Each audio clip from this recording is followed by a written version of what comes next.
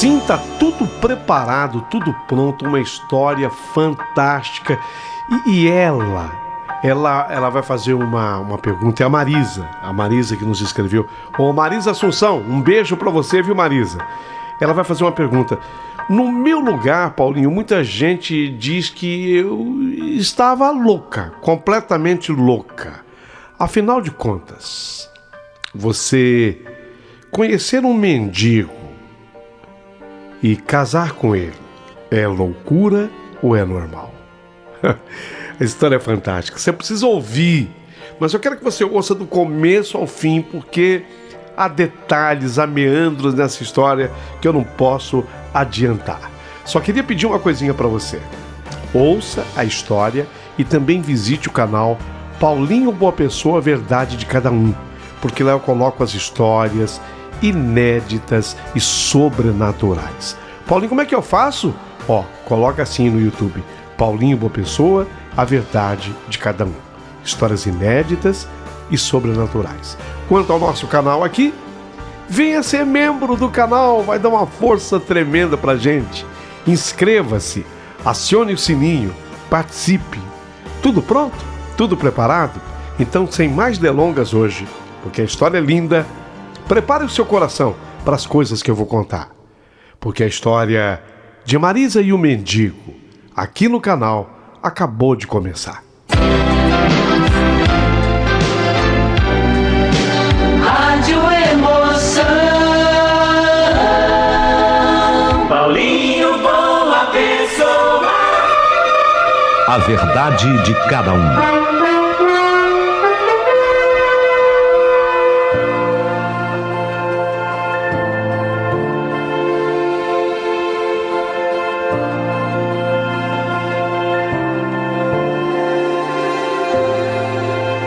Sim, quem semeia vento colhe tempestade.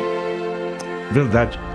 Talvez nada seja mais verdadeiro do que essa frase, essa colocação. Aquele que semeia vento colhe tempestade. E não tem outra possibilidade, não. Então, muito cuidado com aquilo que você semeia pelo seu caminho, com aquilo que você planta. Bem, chegamos àquele dia. Sabe quando a tua cabeça tá cheia, Paulinho? A minha tava assim, lotada de pensamentos, de preocupação. Será que dá certo, meu Deus? Será que desta vez eu consigo? Será que dessa vez eu resolvo? Será que melhor seria eu fazer desse jeito? Ou seria melhor que eu fizesse daquele outro jeito? Eu estava pensando em tanta coisa e de repente eu resolvi cortar caminho pela praça central da minha cidade. O sol já se punha, tingindo o céu de um laranja melancólico. Era fim de tarde. Normalmente no final de tarde é que a gente vai pensando nessas coisas todas. No que ficou frustrado durante o dia desde que ele amanhecera. E o que dá tempo ainda de fazer antes daquele dia terminar. E aí você começa já a pensar no que eu vou fazer amanhã. Foi de repente, atravessando a praça, que chegou até o meu ouvido, ou chegou aos meus ouvidos, uma melodia assim, doce, triste e encantadora, que ecoava entre as árvores, atravessando o burburinho de carros e das pessoas apressadas. Era um som de cordas. Era alguém dedilhando, tocando. Eu não consegui detectar na hora uma viola, um violão.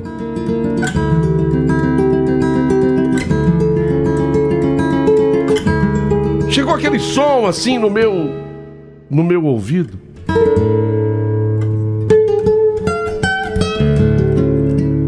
De repente uma nota mais aguda.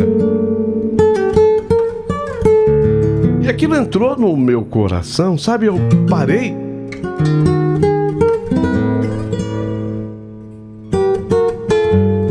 Embora eu não seja expert em música, mas o meu ouvido me disse, olha, quem tá tocando conhece, sabe o que tá fazendo. pelas notas. Não era um principiante? Não, não era. Era um músico. Quem estivesse tocando sabia o que estava fazendo. Mas afinal, quem era? Se apenas algumas pessoas cruzavam a praça comigo, então eu escutei primeiro. Primeiro eu ouvi. Primeiro o meu coração sentiu os acordes, os toques, as notas, a precisão das notas, a melodia, a tristeza que havia naquela música, porque nela havia sim uma tristeza. E de repente eu fui procurando com os meus olhos de onde pudesse estar vindo aquele som. Cheguei a suspeitar que talvez algum carro estacionado tocasse aquilo no aparelho do carro. Não. Foi num banco de cimento da praça, escondido assim à sombra de um tamarineiro, uma grande árvore. Estava um homem sentado naquele banco. A barba, eu, na verdade, fui me aproximando desgrenhada. Roupas maltratadas, maltrapilho, portanto, a pele marcada pelo tempo e pelos dias vividos no tempo e ao tempo. Mas o que mais me chamava a atenção não era a sua aparência. Era um instrumento musical. E ele parecia tão concentrado, aquilo colado no peito dele, e de repente era dali que saía essa melodia, essas notas.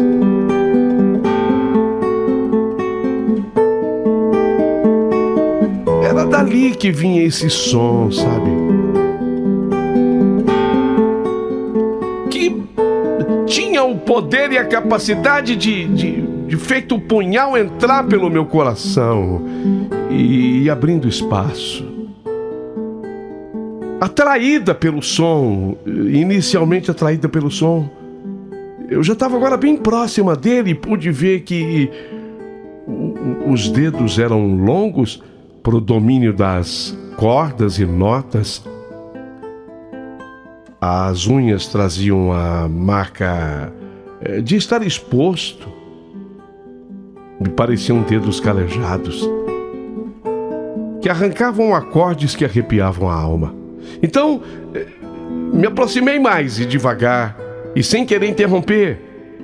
A música falava por si, e eu não resisti.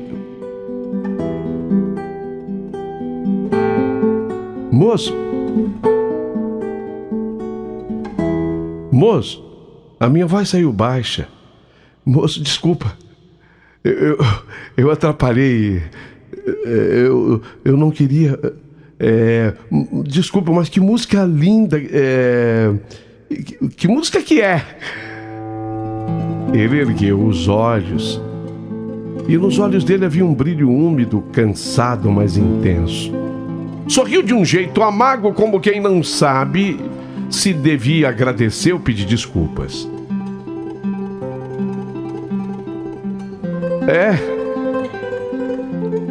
Tem algumas músicas que eu mesmo faço.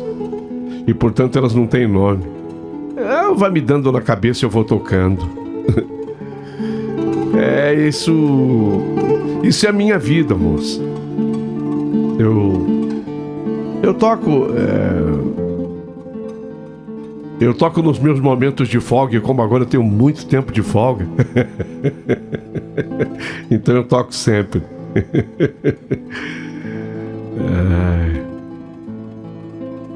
Cada nota é um pedaço do que ficou para trás da minha vida. Tudo bem, mas você toca muito bem, viu? Músicas lindas. Você acredita que eu estava passando e de repente as músicas me atraíram? Então, peraí. Eu vou tocar uma pra você. Não precisa ter medo, não. Pode sentar aqui. Não tenho medo. Não tenho. A gente sempre tem cisma, né? Lógico. Era uma pessoa que estava morando na rua, com certeza. Então ele entendeu o que se passava comigo. Ele pediu para que eu me sentasse. Só que ele recomendou, ele disse, não tenha medo não. Eu acho que ele falou, eu não mordo. E eu, para disfarçar, falei, não tenho, dá licença. Eu sentei ali no banco, assim, ao lado dele, a uma certa distância, porque ele estava com a viola, o violão no colo. E aí ele tocou uma música que ele disse que estava dedicando a mim. Ele baixou a cabeça dedilhando mais um pouco, até que ele parou, ficou em silêncio por alguns segundos, respirando fundo, e como se reunisse coragem. Ele deu uma suspirada e me falou: você sabe, eu tô olhando pra você, tão bem vestida, pelo jeito você tá voltando do trabalho. Um dia eu também já tive tudo. É? Ah, sim. Você tá com tempo ou tá correndo? Desculpa. Não, eu tô com tempo, pode falar. Então, um dia eu tive dinheiro, casa boa, sabe? Bonita, viagens. Parece que não. Mas eu já fui gente. Eu tinha até uma empresa. Eu ia bem.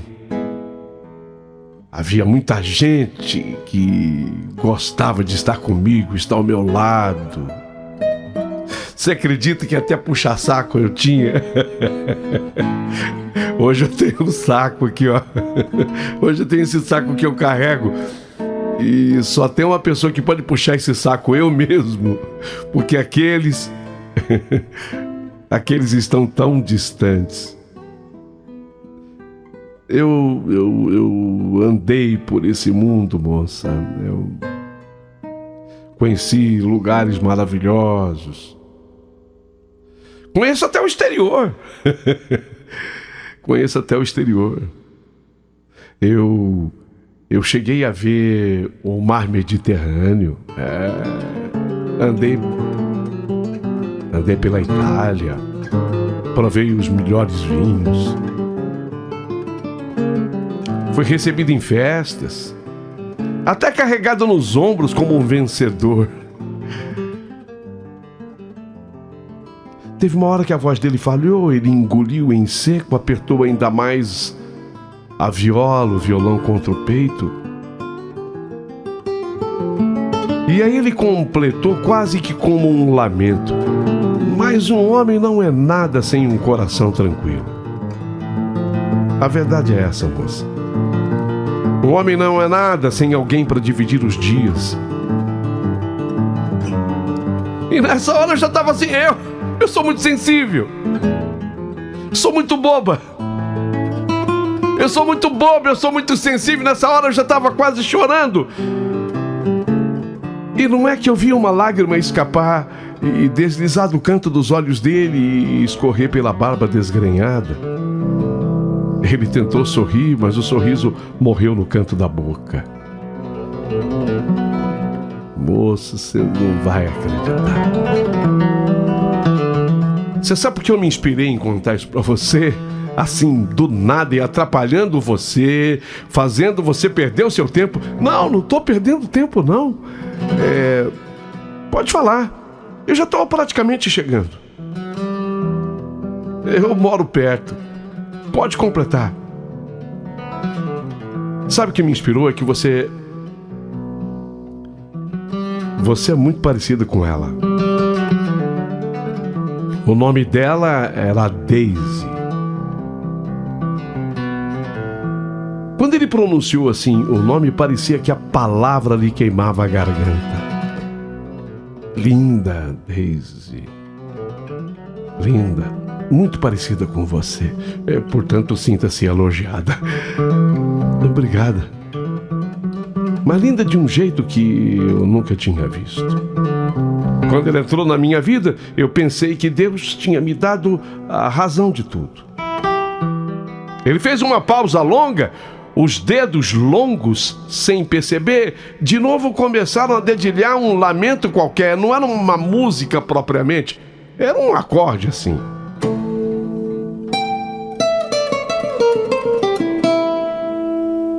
Moça, eu tô tomando o seu tempo, me perdoa. Se você quiser, pode ir, desculpa. Não. Eu quero escutar a sua história. Bom, já que você quer que eu complete, eu vou contar. Mas eu não sabia que a beleza dela, da Daisy, escondia uma fome maior. A Daisy destruiu a minha vida. Aos poucos foi tomando espaço, assumindo a minha vida e assumindo tudo o que me cercava, tudo que era meu. Quando eu falo disso, eu falo de negócios, amizade, confiança, tudo que você puder parar para pensar e imaginar. Quando eu percebi, eu não tinha mais nada no meu nome. Ela havia conseguido tudo, porque apesar de ser um empresário, apesar de ser dedicado ao trabalho, isso aqui, moço, aí ele me mostrou a viola. Isso aqui, moça, ó, esse instrumento aqui. Esse instrumento roubava muitas vezes a minha razão. E eu, quando estava cercado de amigos, eu queria me exibir, porque eu acho que eu sou um artista frustrado. E todo artista, ainda mais se frustrado, quando ele tem a admiração das pessoas, como eu estou tendo a sua aqui agora, a gente quer exibir-se. Eu acho que no fundo todo homem nasce meio pavão. E alguns são pavão até demais. Eu sou um pavãozão. Então eu abri o rabo do pavão e ficava me exibindo, enquanto que ela costurava as coisas por trás e por fora. Quando ela tinha conseguido tudo, ela simplesmente fugiu. Fugiu, se acredita? Fugiu, moça. Foi embora para outro país. E eu fiquei com isso aqui. E aí ele bateu assim na caixa. E eu não tinha identificado ainda esse viola e o violão. Isso aqui. Senti que o corpo dele estremeceu e cada palavra parecia arrancar-lhe um pedaço da alma. Hoje eu mendigo o pão abraçado a essa viola. Conto histórias que ninguém mais quer ouvir, a não ser você que está me dando atenção. Minha voz já não é mais a mesma, ficou rouca, cansada. Mas ainda eu carrego na voz o peso da saudade. Ele me olhou nos olhos com uma intensidade que me fez estremecer. A saudade não é das viagens, dos aplausos, não. Do dinheiro, da empresa que eu tinha. A saudade não é do puxa-saquismo de uns. Não, disso eu não tenho saudade. Apesar dos pesares, você acredita que eu tenho saudade dela? Da Daisy. Parece uma praga, né, moça? Eu tenho saudade dela, mesmo sabendo o que ela fez. Nesse momento, ele fechou assim os olhos, respirando fundo. Eu ainda choro por ela. E o silêncio da praça pareceu nos envolver. Eu não sabia o que falar. Apenas eu disse assim para ele: nossa, que história sua. e levei a minha mão sobre as dele, e nesse instante eu pude sentir os calos, as asperezas de quem perdeu o mundo inteiro, mas ainda segurava uma viola como o último elo com a vida. Ele ergueu assim a viola mais uma vez e, soluçando, tocou uma outra melodia. Triste. Todas eram tristes. Mas havia uma beleza que doía no peito. Naquele instante eu percebi que eu não estava diante de um simples mendigo, não, mas de um homem que carregava uma história inteira dentro da voz embargada, dos acordes da viola, e no meio daquelas cordas tão complicadas para mim, porque eu nunca dominei um instrumento. Então talvez por isso eu tivesse tanta admiração por quem o faz. E eu ali apenas uma estranha. De repente tinha sido a escolhida para ouvir naquela boca da noite. Era o sol se pondo, sabe, aquela primeira sombra da noite chegando. Então, depois de ter apertado a mão dele, eu fiquei assim de pé. Ele também ficou de pé. E aí eu pude ver que ele era um homem alto, mais alto do que eu. Ele me agradeceu. Obrigado, moço, por ter me ouvido. Olha, eu vou ser sincero com você. Eu que agradeço por você ter me contado. Tchau. Tchau. A melodia que aquele homem tocou parecia ter entrado em mim como se ecoasse dentro do peito. Quando eu falei tchau e comecei a caminhar, fechei os olhos várias vezes e era como se eu visse o rosto dele chorando ao pronunciar o nome Daisy. Como alguém pode perder tanto por amor? Pensei. E assim eu fui para casa. Sabe aquelas coisas todas que eu estava pensando? Lembra que eu falei que eu estava pensando como é que eu faço, como é que eu desfaço, como é que... Eu de repente esqueci tudo aquilo e só comecei a pensar naquele encontro só. Tive muita dificuldade para pegar no sono naquela noite. Aí no outro dia, fui trabalhar. E quando eu deixei o trabalho, meus pés me levaram de volta. Eu fui com a condução até um determinado ponto. Aí naquele ponto eu descia e eu teria que atravessar a mesma praça para eu chegar em casa. E meus pés me levaram de volta à mesma praça.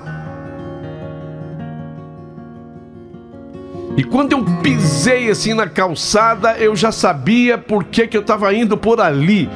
Ah, havia outra opção? Havia outra opção, porque quando eu descia lá no ponto, eu podia fazer um outro caminho. E dizem até que era um caminho mais curto. Mas não. Como no dia anterior que eu tinha passado pela praça, sem intenção, agora, na verdade, eu queria passar pela praça porque eu tinha uma intenção. Será que ele está lá? Será que ele está lá? E aí eu fui caminhando... E do mesmo jeito, quando eu fui assim chegando ao centro da praça, perto do Tamarineiro, eu comecei a escutar de novo aquela melodia. E lá estava ele sentado no mesmo banco, da mesma forma. Tocava de uma maneira mais intimista, mas para ele, eu me aproximei tímida. Porque eu sou tímida, embora muito sensível.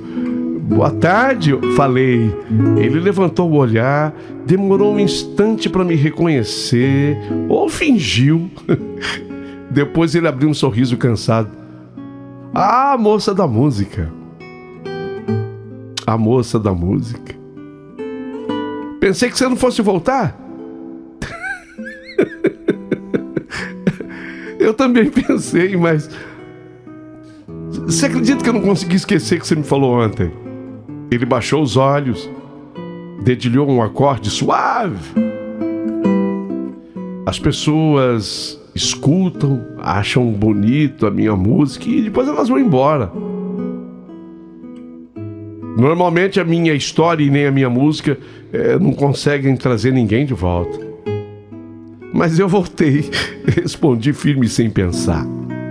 Por um momento ficamos em silêncio. A praça se enchia de crianças correndo, gente vendendo pipoca, adolescentes rindo alto. Mas entre nós parecia existir outro tempo. Eu não tinha perguntado o nome dele, nem ele o meu. Qual o seu nome? Perguntei. Jonas, respondeu. Jonas Ferreira. Jonas Ferreira, o nome não me é estranho. Todo mundo me fala isso, eu acho que é o Ferreira. Ferreira tem Ferreira, tem por tudo que é canto, né? Até na casa de Ferreira, espeto de pau. Falou, não é Ferreiro? É a mesma coisa. Jonas,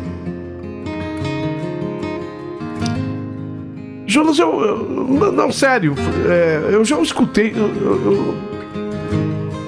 Você me falou que você foi empresário. Eu tinha uma empresa. Mas isso foi um rio que passou pela minha vida. Agora, se você quer saber que se eu fui importante... já me chamaram assim de gênio dos negócios, já me chamaram, já fizeram até uma reportagem comigo numa revista determinada. Mas hoje eu sou isso aqui que você está vendo. Um homem cansado que segura uma viola para não morrer em silêncio. Para não morrer em silêncio, aquilo me arrepiou. E você nunca mais soube... Você acredita que eu não esqueci o nome dela, Daisy, né? Nem você esquece. E imagine eu. Você nunca mais esqueceu dela? Nunca. Só sei que ela foi embora. Dizem que tá na Europa. Eu acredito que realmente esteja por lá. Outros falam que ela casou novamente, mas pra mim ela morreu. Porque a Daisy que eu amei, aquela não tem mais, não existe mais. Ele voltou a tocar. A canção parecia contar mais do que suas palavras. Eu fiquei ali ouvindo, até que o sol de novo sumiu atrás das casas, de 2, 3 prédios que haviam por perto. Nos dias seguintes eu voltei à praça mais vezes. Sempre eu o encontrava lá no mesmo banco atrás do Tamarineiro. Eu tava achando o seguinte, eu fazia o caminho de propósito, mas eu acho que ele também, deu pra entender? Ele também se sentava lá de propósito exatamente no mesmo horário. E conversávamos, e cada vez mais. Então eu fui descobrindo coisas assim mais particulares. Jonas tinha sido dono de uma empresa de importação que chegou a organizar eventos, viajava mesmo o mundo. Mostrava-me com as palavras os lugares por onde ele passou, as ruas coloridas de Lisboa, o frio cortante de Berlim, o pôr do sol de Buenos Aires, o dia que ele conheceu o mar Mediterrâneo estando na Itália. Mas sabe, quer saber de uma coisa, Marisa? Ele já não me chamava de moça, mas de Marisa, que é o meu nome. Mas quer saber de uma coisa, Marisa? O que adianta a gente conquistar o mundo se perde a alma? Disse uma vez apertando os olhos marejados. Eu senti um aperto no coração ao ouvir a sua história. Certo dia, eu já tinha na verdade feito isso, mas eu repeti. Eu passava numa lanchonete que havia pertinho da praça. Eu mandava fazer um X-tudo. É muito comum em cidades interioranas. Eu não sei se em São Paulo o pessoal fala em X-tudo. Mas no interior tem. Comprei uma garrafa de água porque eu já sabia que ele não tomava refrigerante. Além de tudo, cuidava da saúde do corpo. Não precisava, Marisa. Eu tenho comido bem por aqui, o pessoal tem sido generoso. Mas, muito obrigado. Precisa sim. Todos nós precisamos de cuidado. Ele olhou como se eu tivesse dito algo que ninguém dizia para ele há muito tempo. Sabe, amigo, com o tempo eu percebi que algo mudava em mim. Eu ia à praça não só para ouvir suas histórias, mas também porque me sentia bem ao lado dele. E ele, com a sua voz rouca e sua viola, me fazia enxergar a vida com outros olhos. E Jonas também parecia diferente quando eu chegava, tocava músicas mais longas, sorria um pouco mais, contava memórias boas entre uma tristeza e outra. Um dia, enquanto a melodia ecoava na praça, ele olhou para mim e falou: Marisa, sabe por que eu ainda toco? Por quê? Porque quando eu toco eu sinto que ainda sou alguém. E você me faz lembrar que eu ainda posso ser. Naquele instante eu percebi que eu não tinha apenas encontrado um mendigo com uma viola. Eu tinha encontrado uma vida inteira escondida atrás da dor. E talvez, quem sabe, um novo começo. Os encontros na praça já não eram ocasionais. Tornaram-se parte da minha vida. Eu saía do trabalho e ia direto para lá, como se algo me puxasse. Jonas me esperava, sempre com a viola no colo. A cada dia parecia menos abatido, ainda usava as mesmas roupas. Eu lavo. Você pode observar que não são sujas não, viu, Marisa? Eu lavo, eu ponho para secar. Eu gosto dessa praça porque não tem aqueles guardas que ficam em cima, sabe? Eu coloco no gramado. Seca, que é uma beleza. E como a cidade aqui é quente, seca rapidinho. Verdade, as roupas não eram sujas dele. Entende? Elas não podiam ser passadas, obviamente. Mas sabe, ele era limpo. Um dia eu levei uma camisa que o meu irmão não usava mais. Ele hesitou, quase envergonhado. Ah, Marisa, parece até que eu estou te pedindo coisas. Não, eu trouxe para você. Quando ele vestiu, ficou parado olhando para si mesmo, como se lembrasse de outro tempo. Faz anos que eu não me visto assim, Marisa. Parece até que eu sou mesmo um novo Jonas Ferreira, disse com um sorriso tímido. E eu respondi sem pensar: você ainda é?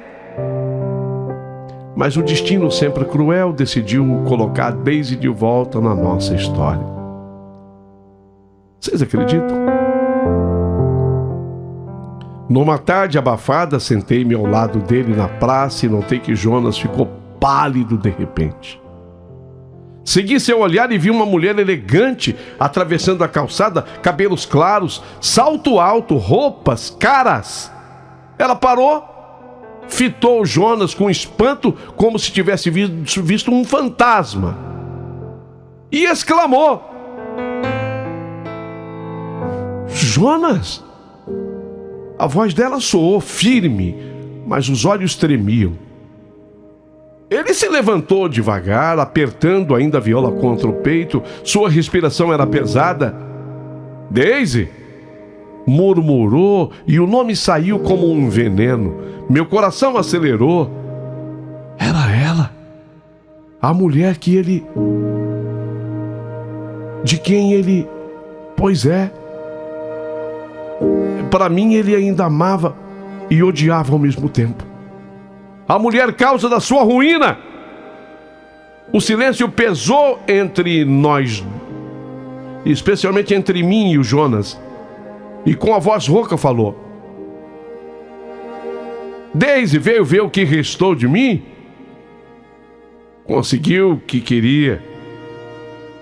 Tomou tudo, levou tudo, fiquei com nada. Daisy respirou fundo, mas a sua expressão não era de triunfo, era de culpa. Jonas, eu errei. Eu me perdi. Fiz escolhas que eu não consigo desfazer. As mãos dela tremiam. De vez em quando ela me olhava como a perguntar quem eu era. Mas ele não dizia. Eu pensei que o dinheiro, as viagens, o poder fossem tudo. Mas não foram. Eu me destruí junto com você. Jonas riu.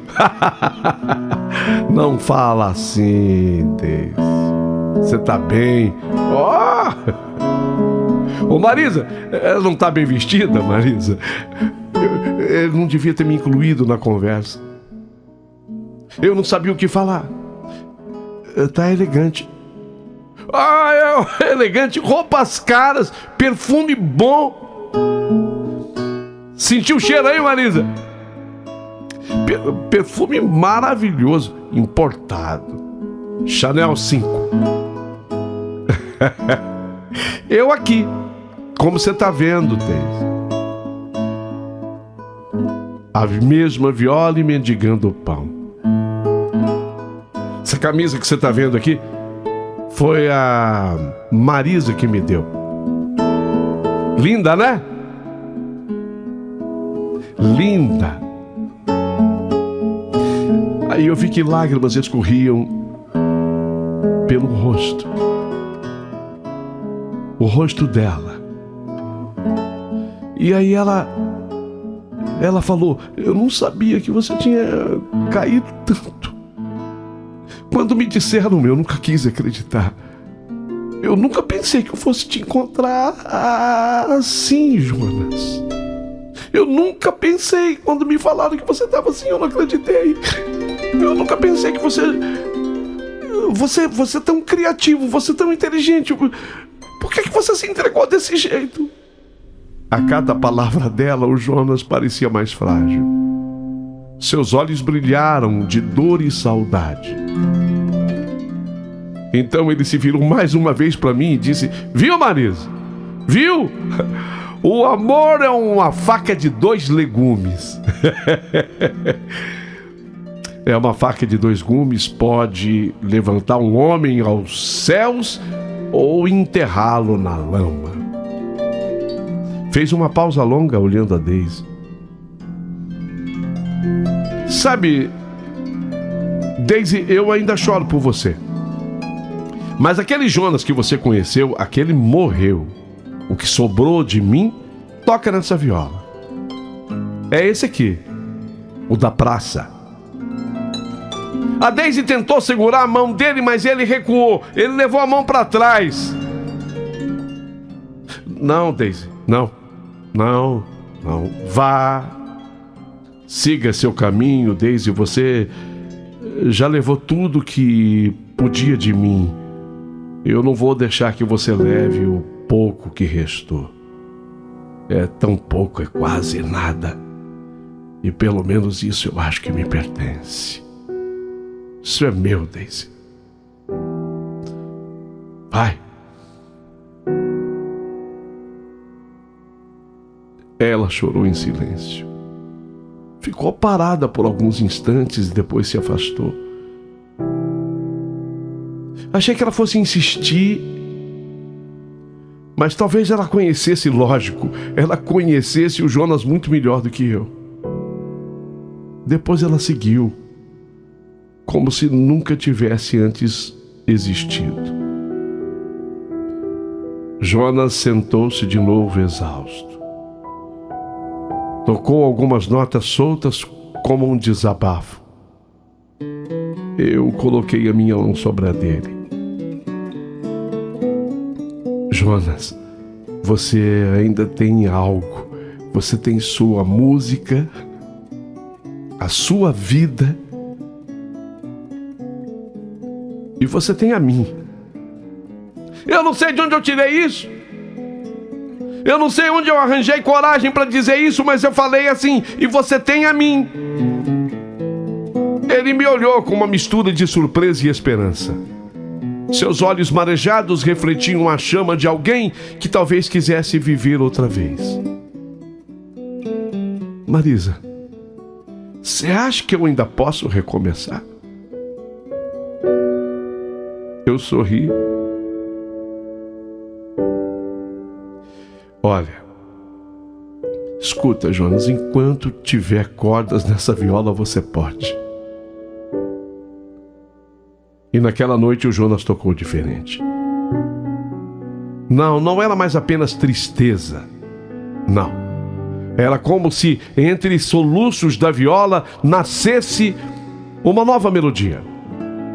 Uma canção de dor, sim, mas também de resistência, de alguém que se recusa a morrer antes da hora.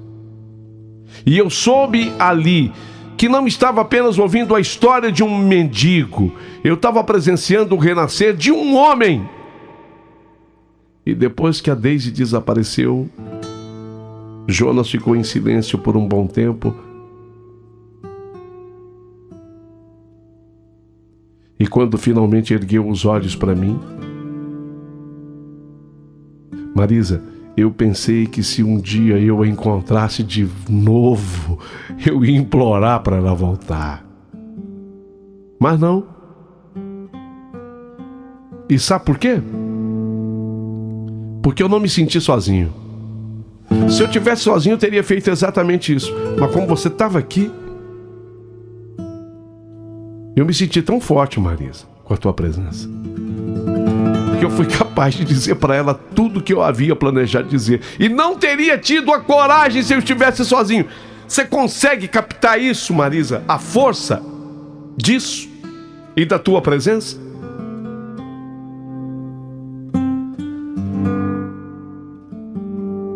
Sabe, Marisa, eu tinha esquecido o que era ser olhado sem vergonha. Eu me acostumei a ser invisível. E foi nessa hora que eu disse a ele: não, Jonas, você nunca foi invisível. Você só estava perdido. Ele sorriu, dedilhando agora um acorde mais alegre. Você fala como quem de fato acredita nisso. E eu acredito, Jonas. Um sábado de manhã, um homem bem vestido de meia idade parou ali na praça para ouvir o Jonas tocar. Ficou ali por vários minutos, visivelmente emocionado. E quando a música terminou, aproximou-se. O senhor é o Jonas Ferreira? Jonas arregalou os olhos, quase deixou a viola cair. Quem pergunta? Cláudio. Cláudio? Eu tô com a barba agora, talvez você não esteja me conhecendo. Cláudio, antigo funcionário da sua empresa. Não acredito. Você não é o Cláudio, você é o Claudinho. Você é o Claudinho? Eu lembro de tudo. Jonas, eu lembro de tudo que o senhor fez por nós. Era duro, sim, como patrão mais justo. E quando a empresa quebrou, muita gente falou de traição, mas ninguém sabia ao certo do seu coração, Jonas. Eu não quebrei, Claudinho. Eu fui quebrado. Eu sei, Jonas. E sinto muito por você. Eu estava lá. Aliás, os sábados eu gostava de passar com ele. Era como se o destino estivesse dando uma brecha. E foi quando eu segurei firme a mão do Jonas. E diante do Cláudio, eu disse para ele: é a sua chance, Jonas. Porque o Claudinho havia proposto ele voltar a trabalhar naquilo que ele fazia tão bem. Vou pensar. Claudinho, pense com carinho. Vou voltar amanhã aqui. Naquela noite, Jonas não conseguiu esconder, sabe? Ele não conseguiu esconder tudo que ele sentia. E se eu falhar, Marisa? Não tem falhas com você, Jonas. Com você não tem falhas.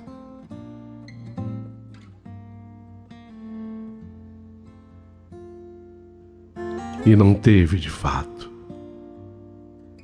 Não teve de verdade.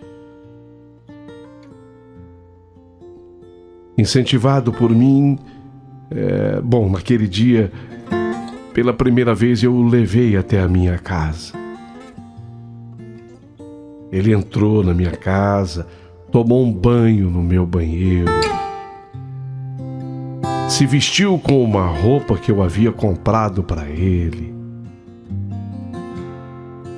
fez a viagem com o Claudinho, que, conforme prometera, veio buscá-lo, e ficamos com o telefone um do outro. Mantivemos contato. Eu estava divorciado havia 7 anos. Eu não tive filhos por muito tempo. Eu achei que viveria sozinho até o fim. A vida havia me dado algumas decepções e eu me acostumei a carregar um silêncio dentro de mim. Jonas, por sua vez, também não havia tido filhos. E me contou que quando ele ainda era casado com a Daisy, ele sempre dizia que ela falava para ele, que filhos atrapalhariam os planos. E ele, apaixonado, cego, nunca insistiu.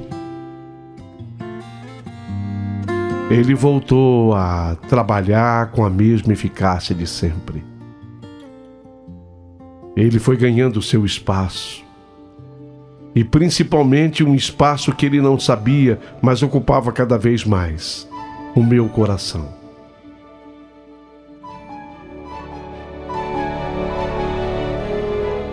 Sim, é verdade.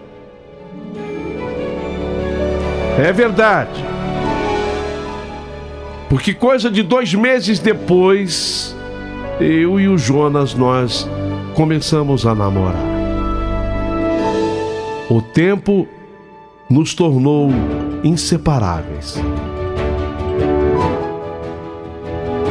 1 ano depois, numa noite iluminada por velas, ele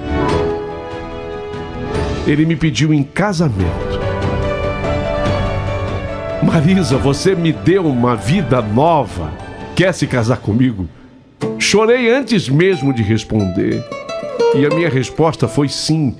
E o casamento foi simples, apenas com amigos e alguns familiares. Não havia luxo, mas havia verdade. Jonas cantou para mim no altar com a voz rouca e embargada, e todos choraram juntos. 2 anos depois nasceu a primeira filha nossa, Laura. 3º ano, Mateus, 2º filho.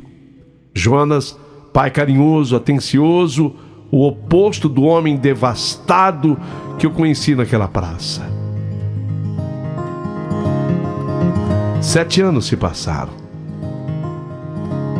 Hoje a nossa casa é cheia de vida. Laura, 6 anos, o Mateus 5. Eles correm pelos corredores enquanto o Jonas prepara o café com a viola lá encostada no canto. Quando eu falo que eu conheci um mendigo e me casei com ele, as pessoas, num primeiro momento, todo mundo é julgador. Todo mundo é julgador. Quando eu digo assim, eu conheci um mendigo e casei com ele, o primeiro pensamento que vem na cabeça humana é: louca, essa mulher é louca. Eu gostaria, Paulinho, por favor, permita-me nesse instante do teu programa e do teu canal fazer essa pergunta.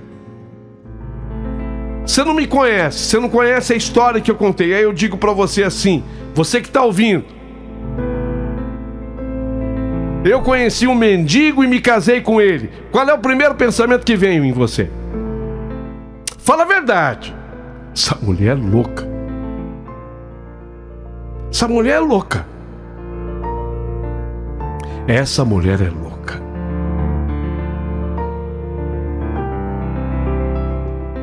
Eu sei que é a primeira resposta que vem, mas depois que você conhece a história e pode medir cada coisa dita, cada palavra dita, você entende que isso é perfeitamente possível, e tanto possível que aconteceu assim, exatamente assim comigo. E quer saber? Admito que até possa haver alguém tão feliz quanto eu, mas mais difícil, muito difícil, seria encontrar uma pessoa que possa dizer que seja mais feliz do que eu. Eu digo até que é impossível. Até que é impossível. Essa é a minha história. E eu acho que não tem jeito, Paulinho, você vai ter que colocar esse título, independente do que as pessoas vão pensar. Um dia, eu conheci um mendigo e me casei com ele. E deixa quem quiser me chamar de louca, que me chame. Vou ficar esperando a sua resposta diante da frase: seja honesta, seja honesto. O que você diria diante da frase: eu conheci um mendigo e me casei com ele? Aguardo o seu comentário.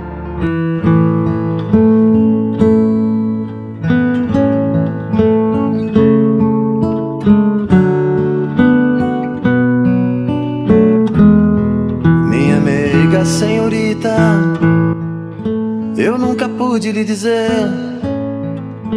Você jamais me perguntou de onde eu venho e pra onde vou. De onde eu venho não importa, pois já passou. O que importa é saber pra onde vou. O que eu tenho é quase nada, mas tenho o sol como amigo.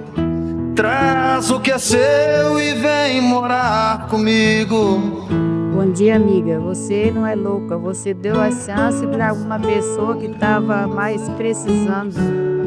E Jesus deu uma força, Deus, Jesus, Maria, deu uma força para você ajudar ele. E você ajudou, tirou ele da onde ele mais precisava sair.